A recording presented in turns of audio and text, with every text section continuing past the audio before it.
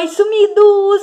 Hoje vai ficar parecendo que é uma aula de química, porque eu vou falar de átomos, mas na verdade a gente continua lá na física quântica, porque como ela estuda principalmente o mundo microscópico, então nessa área aí química e física se juntam, apesar que física muito maior que química, né? E assim, pode parecer um assunto meio chato, tipo átomos, abstrato, mas na verdade a gente tá perguntando quem somos? Sentido de do que somos feitos, e aí que a gente chega no átomo. I have never seen dollar in my life. E assim, parece que tudo que a gente quer saber é origem ao amor. Não, porque segundo os filósofos gregos, não, porque a moral. Não, porque segundo os filósofos gregos, porque a luz. Segundo os filósofos gregos, e aí com o átomo não vai ser diferente. Foram os filósofos gregos que começaram com essa ideia do atomismo, que seria de que a matéria ela não poderia ser dividida infinitamente. Chegaria numa unidade mínima que seria o átomo, né? Mas o primeiro modelo científico mesmo veio com Dalton no século XIX, que ele fala que o átomo seria uma esfera maciça, indivisível e indestrutível. Esse modelo dele ficou conhecido como bola de brilhar. E assim, faz sentido, né? Porque uma bolinha, ela não tem aresta, não tem vértice. Faz mais sentido ser uma bolinha, mas poderia ser um cubo, poderia ser um dodecaedro, poderia ser, não sei, qualquer outro formato. Mas uma bolinha parece mais razoável. Aí veio um tal de Thomson e ele fez um experimento. Você pega aqui, bota uma placa positiva aqui e uma placa negativa aqui, ou vice-versa. Aí você joga elétron. Se o elétron é simplesmente uma esferinha, era para ele passar reto. Mas você via que tinha um desvio. E aí ele viu que esse desvio era do que ele chamou de elétron, então foi a descoberta do elétron. Então, na verdade, o átomo não é mais indivisível. Na verdade, ele é composto, segundo Thomson, por uma massa positiva incrustada com um tanto de elétrons. E esses elétrons, eles não saem porque eles são atraídos pela massa positiva. Esse é o modelo de Thomson que ficou conhecido como pudim de passas. Aí veio um tal de Rutherford, ex-aluno de Thomson. Lembrando que eu tô fazendo resumão do resumão. Esse Rutherford, ele fez outro experimento. Veja que a física sempre tem experimento, a física é uma ciência experimental. Então, você bota aqui uma plaquinha de ouro. Aí, você joga partículas alfas nessa plaquinha de ouro. Partículas alfas são partículas positivas, basicamente com 2 prótons.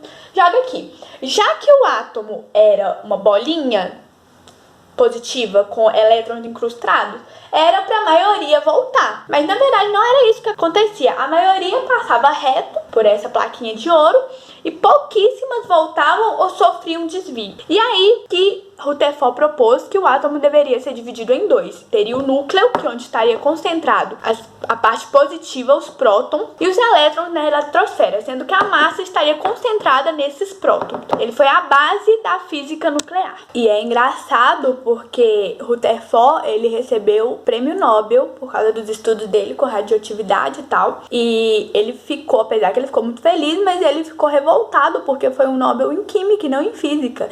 E aí quando ele foi pegar o prêmio, ele falou que ele observou muitas transformações em seu trabalho com radioatividade, mas nunca uma tão rápida quanto a sua de físico para químico.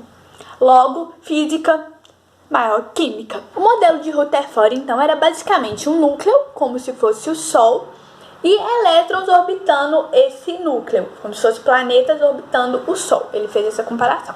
Só que esse modelo tinha alguns problemas. Primeiro, tem um núcleo ali de cargas positivas. E próton, que é positivo, repele próton. Então, como você mantém a estabilidade do núcleo? Esse era um problema. Depois veio a ideia do nêutron e tal. Outro problema, tem o próton, tem o elétron negativo e eles se atraem. Por que o elétron não vai perdendo energia e aí ele vai colapsar no núcleo? Porque ele fica estável ali. Esse também era um problema. E quem propôs uma solução para esse problema foi Bohr. Ele já estava na época da física quântica e aí ele postulou algumas coisas. A ideia do modelo atômico dele era, tem um núcleo positivo e o elétron ele não pode estar em qualquer lugar. Ele pode estar em órbitas circulares bem definidas. Então, ou o elétron está aqui na órbita 1, ou o elétron está na órbita 2, ou o elétron está na órbita 3, ou na órbita 4.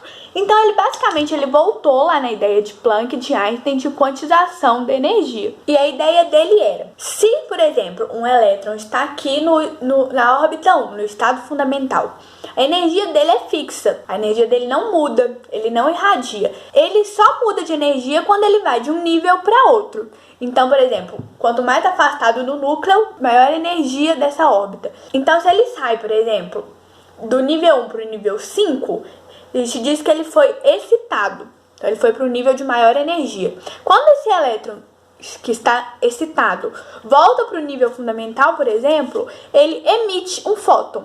Então, esse modelo de Bohr, ele explicou como que é a emissão de luz por um átomo. E a ideia é que quanto maior a diferença de energia entre esses níveis, maior vai ser a frequência da luz ejetada, maior vai ser a frequência do fóton ejetado.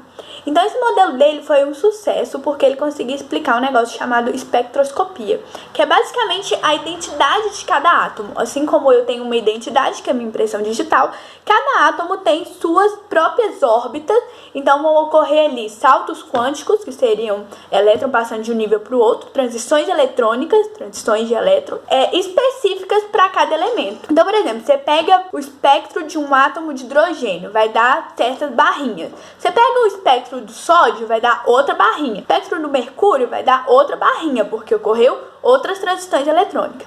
Isso é muito legal, porque você pega, por exemplo, o espectro de uma estrela, vai aparecer lá um monte de barrinha. Aí você vai estudando, você vê assim, essa barrinha aqui corresponde ao sódio, essa barrinha corresponde ao elemento tal, essa tal. E aí você consegue determinar, através da espectroscopia de uma estrela, quais elementos ela tem. Chique demais! Então veja só que incrível. Agora, além de saber sobre temperatura, cor das estrelas, a gente pode saber sobre quais elementos tem na estrela. Beijo! E assim que eu dei uma arrumadinha foi só na parte de cima, porque a parte de baixo tá debaixo da coberta. Esfriou demais.